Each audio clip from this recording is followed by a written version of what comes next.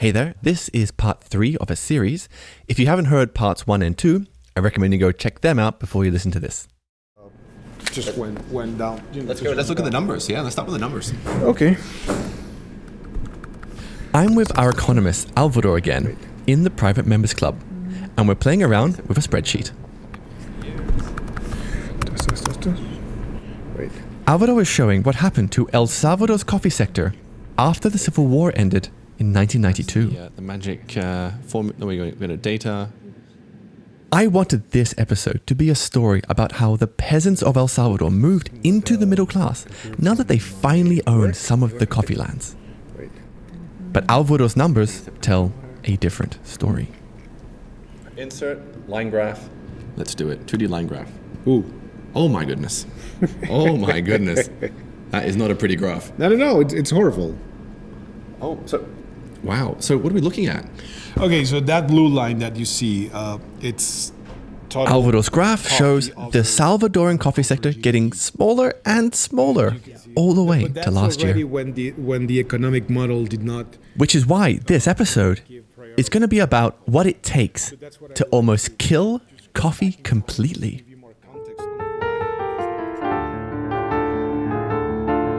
So what we're looking at here are the last gasps of a dying sector. Yeah, it's a guy that you took him out of the farm, you beat him up, you shot him, and then you injected him with, I don't know, the HIV virus, so he's dying slowly. It's that dramatic.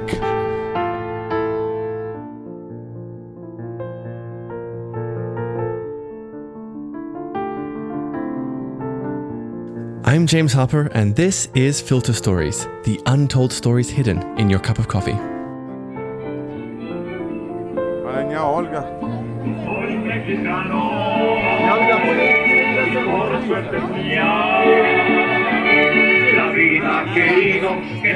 In this episode, we're going to hear from a lot of different people, and we're going to weave a story looking first at the cooperatives, then the coffee price, and then a coffee disease, and finishing with the gangs.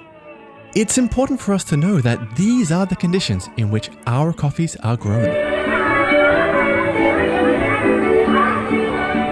One of the first things I did when I landed in El Salvador was connect with Africa 70. It's this Italian NGO that's helping smallholder farmers grow coffee sustainably. Now, they invited me to this gathering of smallholder farmers on this remote farm near the Guatemalan border. And on the day, there were about 100 farmers catching up and telling jokes.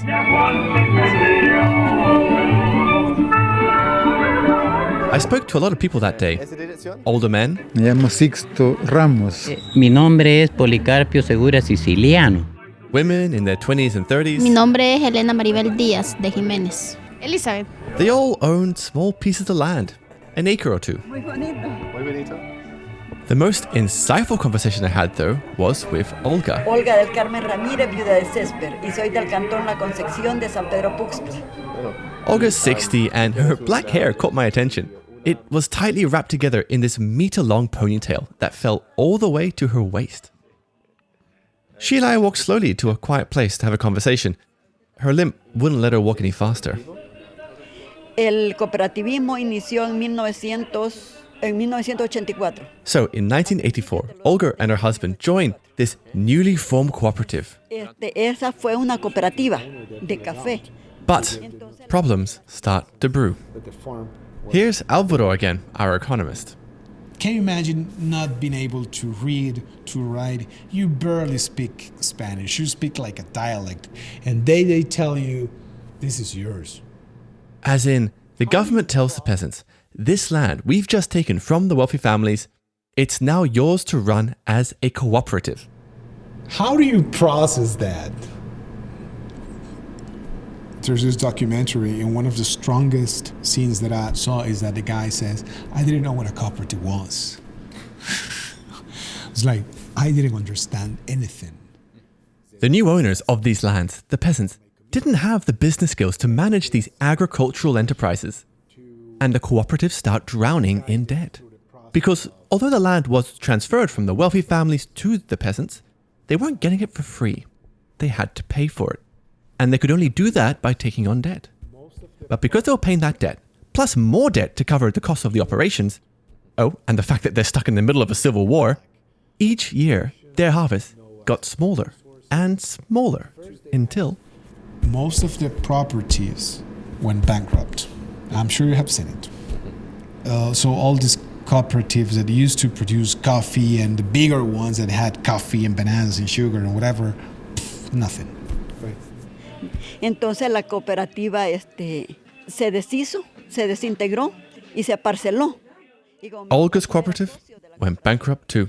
Entonces nos quedó esa manzana de café y la casa donde vivimos. It fractured into little pieces, and everyone got their little piece of land. So now Olga went from being a cooperative member to owning just her little piece of land and the house she lived in.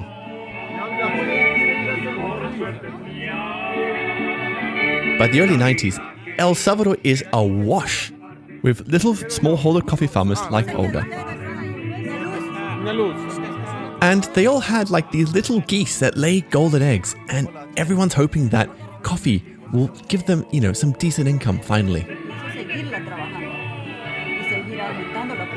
But in the late 80s, two big things happened to the world of coffee.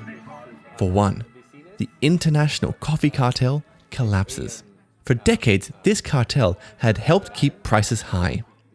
And now there was no floor to the coffee price. And second, Vietnam enters the coffee market. It comes out of nowhere to become the second biggest coffee producer in the world. All this to say, coffee prices are pushed very low, and they don't really ever recover. Even today, the price of coffee is unsustainably low for the majority of farmers in the world. Hay varios vecinos que sí también están trabajando, produciendo café. So Olga and all her neighbors have their pieces of coffee land, and they can't make any money. Pero otros que ya no quisieron trabajar, lo quisieron emprender. And so they sell up, make a fast buck. Se gastaron el dinero, se quedaron sin dinero y sin parcela. And Olga tells me that she thinks this is foolish because after 3 months, they spent the money and then they were back to having little money and no farm at all. Porque todavía la tengo y puedo seguir trabajando en ella.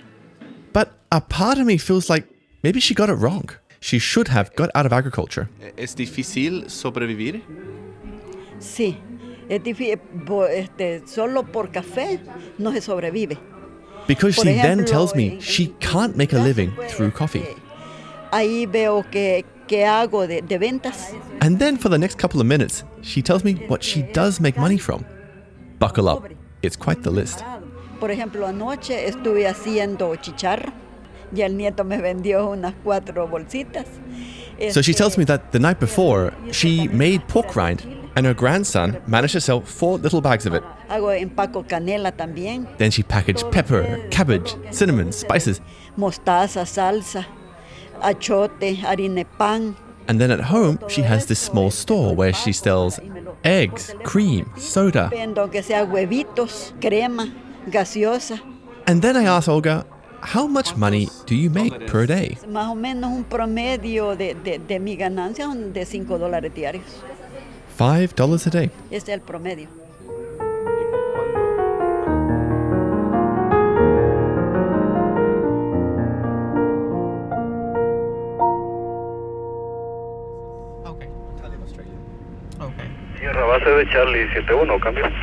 The day before, I was in the car with the Food and Agricultural Organization. It's an agency of the United Nations. We were visiting a collective of producers called Azules Piedras, Blue Rocks. I'm visiting them to get another perspective, because they are slightly larger farmers, 7 times bigger than Olga. And these farmers decided to form their own cooperative. And they are still in coffee, despite decades of low prices. So we're 10 minutes drive from the Guatemalan border. And there are military men all around us with machine guns and balaclavas. Yeah, just standard, I guess. The military are on the lookout for drug smugglers on this border with Guatemala. All right, let's go. We park up on a hill and walk to meet some producers at their wet mill. We're going to leave it here. Channel 2. Sierra Base, Sierra Paz, este es Alfa 674. Diego, one of the FAO representatives, radios back to base. We arrange plastic chairs in a semicircle. ¿Cómo te llama? Luis Ortiz Ordóñez. I introduce myself to everybody here and we begin discussing the challenges the Piedras Azules is facing. I expected them to say they were seriously considering throwing in the towel. But Luis here says quite the opposite. Nosotros estamos en la disposición de seguirle aportando. Diego, the UN rep, helps translate. They still hold strong beliefs that the chain is important, not just for them, but just as a country level crop. Most of them are trying not to give up. Right. They don't want to give up. That's the main thing. At one point, a man with a well-groomed white beard and a cameo cap walks into the conversation. Roberto Figueroa. Yo soy presidente de la cooperativa. Roberto is the president of this cooperative, and he stays quiet for about 15 minutes as everyone else tells me their stories. And then he interjects. O sea, para sacar un quintal. And he shows me some calculations on his phone. Necesitas 5 quintales de café uva. Correcto? And it's some very depressing maths. Equivale a 4 arrobas. He has to pay his pickers about $32 for the equivalent of 1,000 coffees. But for that 1,000 coffees, he only earns $38. That leaves him $6 to pay for all the expenses that go into producing 1,000 coffees. And $6 doesn't go anywhere near covering the other expenses. He is losing money. It's crazy, he tells me. You pay $1.50 for a coffee in a cafe.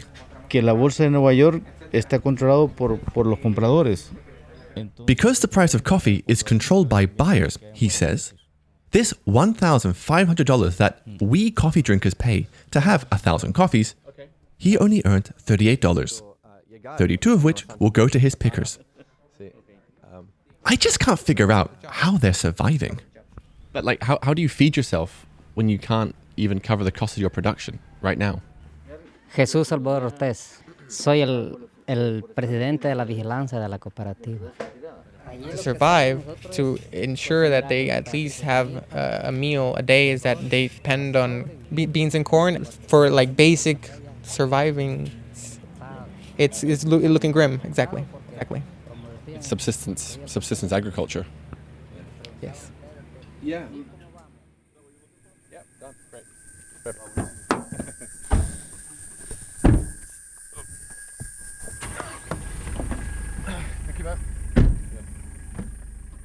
On top of low prices, coffee producers in El Salvador have to fight the roya. It's also known as the coffee leaf rust. It's a disease that stops coffee trees from producing as many cherries, so it dramatically lowers incomes. And because of climate change, this disease has made a devastating resurgence. Those coffee trees? Yeah. What's wrong with them? They look like wooden poles. I was with a younger coffee farmer, a guy called Marco Ariz. We had just finished a tour of his farm. He's a wealthy farmer. And we were driving down the road, and left and right of us were trees affected by roya. They don't even look like a healthy color. They look very pale. It doesn't look like they've produced coffee cherries in years. I asked him to stop the car. All right, so what are we looking at? So this is a farm that was hit by roya, 2012. The farm was left abandoned, and now you can see the results. So what does it look like?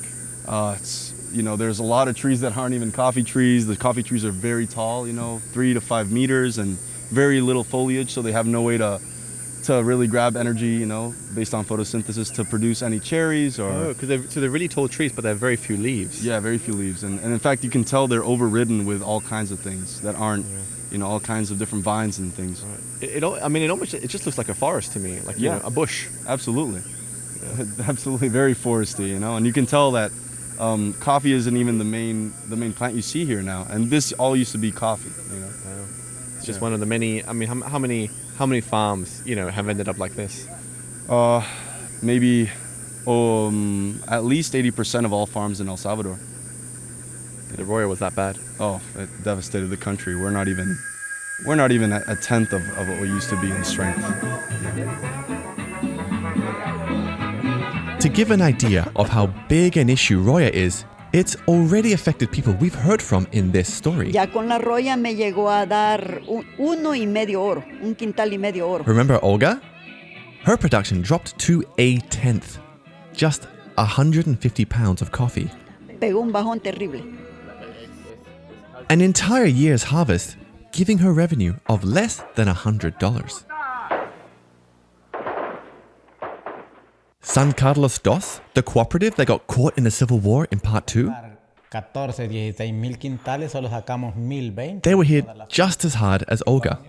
En el 2015. Farmers can combat Roya by replacing the older trees with younger ones, planting more resistant varieties, treating them with chemicals. But this costs money.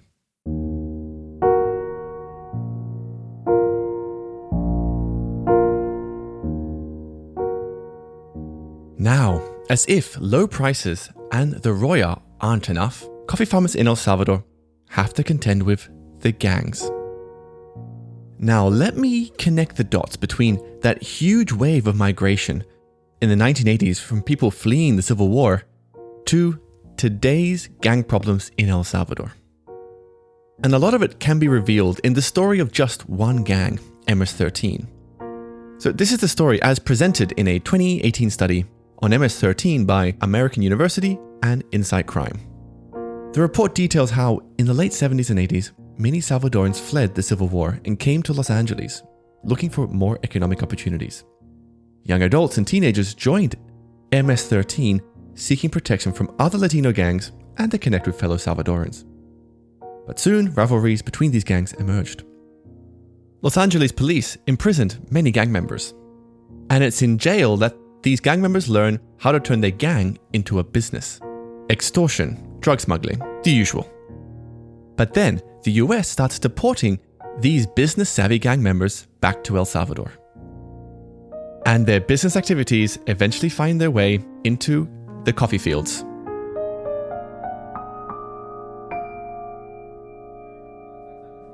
One weekday afternoon, I spent time with Rony in a cafe in Santa Ana.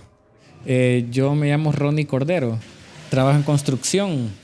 Soy ingeniero civil. His family has a coffee farm, but he works in construction as an engineer.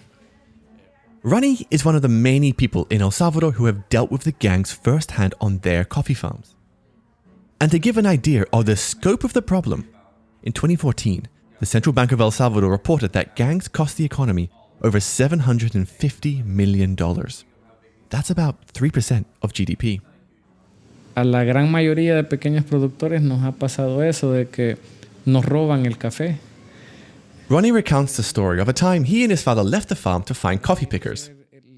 My friend Tyler sat in on the conversation, and he will translate what happened next. And in that week while we were gone, we found out that all of our coffee had been robbed. That we came back and there was not one cherry on the tree. Habían robado toda la cosecha. Picture the scene. They've just driven up to the farm with a car full of coffee pickers who are ready to work, and there are no cherries left to pick. Pues no sé, es un sentimiento de frustración. It was really frustrating to see all of that work to basically go to nothing. One of their pickers is an older woman. Hasta una señora, pues. And I just remember in that moment, there was an older woman crying. She's like around 55 years old. And it was a reminder to me that it's not just us owners losing something here. These are people that are in poverty, that don't have very many resources. And she was crying because that was potentially what she would have used to pay for her light bill, to put food on the table. And the gangs do more than just steal coffee cherries. They might steal the land itself. En el lugar que yo vivo es... The gangs come to the farm and they make it so everyone has to leave. All of the workers have to leave. They kick them out. And the people, out of so much fear, they basically leave with the clothes on their back. And these are very poor people. This is all, their whole life, they're basically leaving behind. Prácticamente han perdido la finca. Y siempre son con los pequeños productores. This seems to always happen to small producers. That means this seems to be the main victims of this. And when small producers can't work their farms or their neighbors' farms, they're often forced to move to the cities to find work. And the gangs are also one of the major reasons that I met so few younger coffee farmers. En las fincas no pueden llegar. The reason most of the jóvenes. people harvesting coffee are older are because if they're a younger person, like a teenager, if he's thought to be from the rival gang, then they'll kill him. There's no negotiation or anything. That person's just killed. And so that's why workers are usually at least 35 years and older. Muchachos no se pueden tener.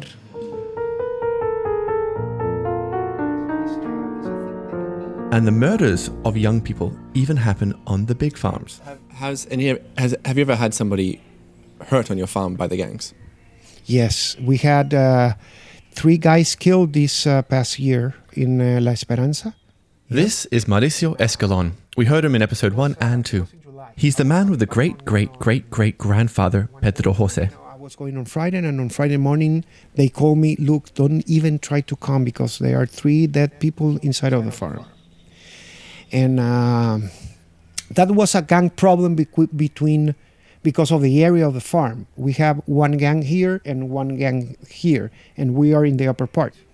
So you have workers who are affiliated to gangs working on your farms? I didn't know that. I knew till that time. He was very nice. He was a nice people. He was always laughing. He was a very productive guy working and everything. Do you know how they were killed? Do you want me to tell you? They were like cut in pieces. What, with a machete? Yeah. 16 pieces, one of them. Incredible. Jesus. 16 pieces. I didn't see it. I didn't want to see it.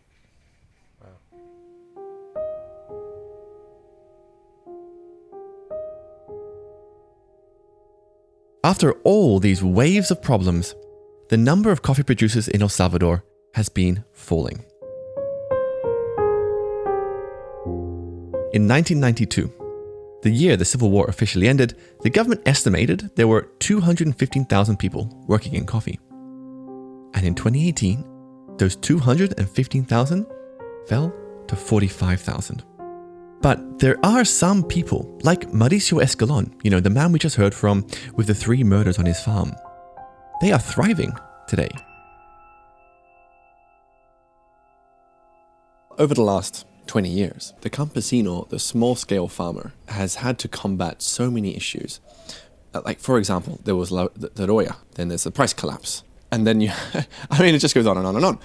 It's this kind of successive waves of just crises. And many have chosen to leave coffee. How did you weather those crises? For example, right now with price, how are you surviving with this price crisis right now? Are you surviving the price crisis? Look, that's I can say yes.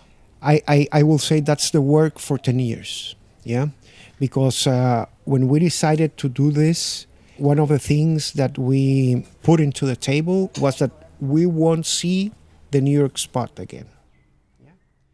As in, Mauricio doesn't sell his coffee at the very low $1 per pound price that most coffee producers are stuck with.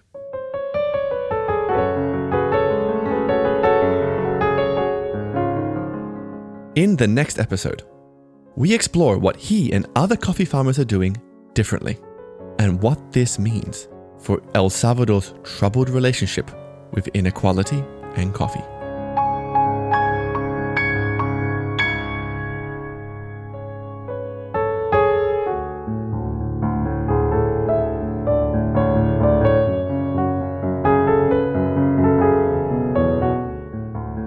Thank you for listening.